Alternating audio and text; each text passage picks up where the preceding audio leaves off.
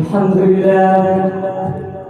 لله الملك المنان، وفضل ديننا على سائر الأديان من أجل نزول القرآن، وقيض لنبيه أصحابا يمشون على الكفران.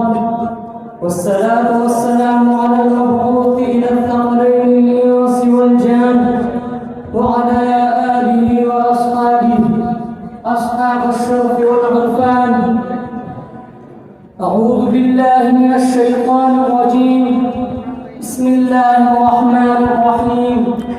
لو أنزلنا هذا القرآن على جبل لرأيته خاشعا متصدعا من خشية الله.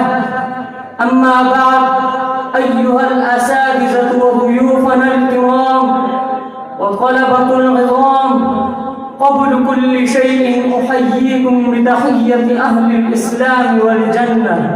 السلام عليكم ورحمة الله وبركاته.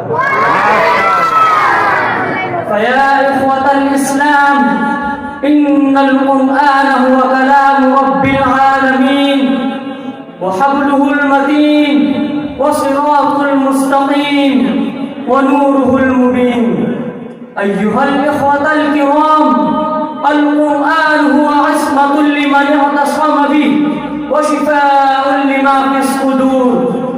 فيا إخوة الإسلام، من قال به صدقة، ومن عمل به أجره، ومن حكم به عدلا، ومن دعا إليه هدي إلى صراط مستقيم. أيها المستمعون، أتعلمون من هو خيار هذه الأمة؟